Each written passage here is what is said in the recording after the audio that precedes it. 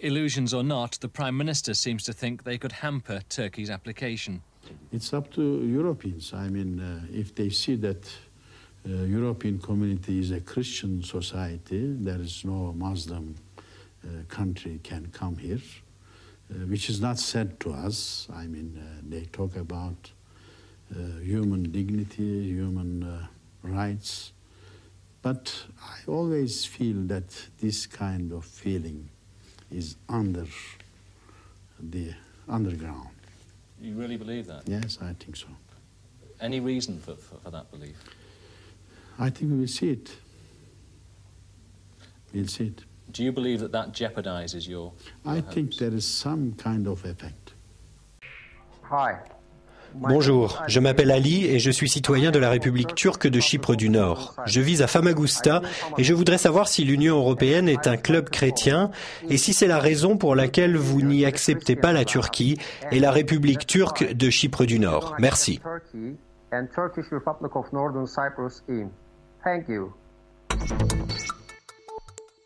L'expression de club chrétien, c'est une expression qu'utilisent assez souvent les analystes turcs ou les politiques turcs quand ils parlent de leur relation avec l'Union européenne, et ça depuis le tout début de l'entrée en négociation. Donc il y a une peur dès le départ des Turcs d'être rejetés par l'Union européenne pour des raisons culturelles ou religieuses, plus précisément.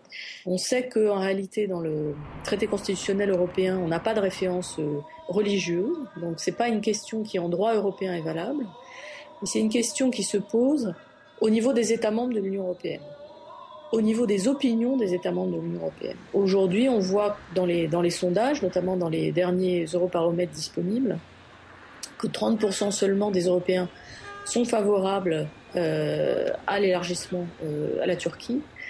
Et il est assez évident, si on se penche sur le paysage politique dans les différents États membres, que ça a à voir avec la montée des droites populistes en Europe, avec la montée des communautarismes, des racismes et une espèce de malaise vis-à-vis de l'islam.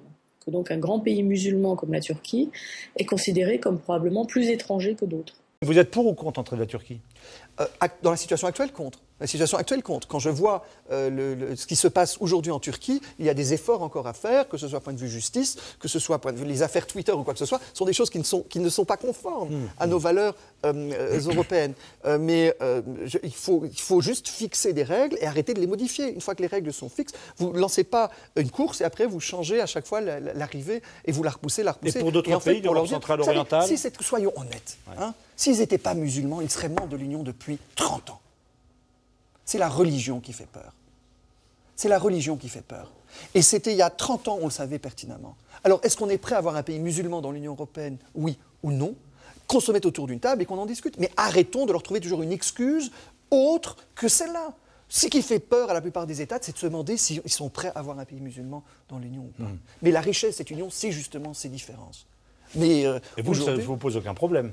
Non, mais j'ai d'autres problèmes, c'est ce que je vous ai expliqué. Bien sûr.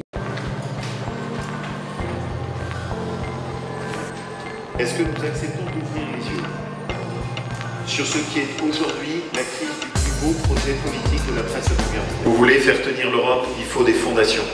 Il faut que nous assumions nos racines. Il faut que nous comprenions que l'humanisme européen, ça n'est pas ça. C'est autre chose de beaucoup plus profond. C'est un humanisme qui va plonger au cœur des racines judéo-chrétiennes, dont nous sommes les héritiers, et qui permet à notre civilisation d'avoir un message qui est un message d'équilibre, dans un monde qui est marqué par tous les déséquilibres. En cette année 2019, nous protégerons notre Europe contre les nationalistes et les égoïstes. C'est notre Europe et nous ne laisserons personne nous ôter cela. L'Europe dans laquelle nous vivons est avant tout une Europe chrétienne démocrate. C'est notre famille qui a initié ce développement.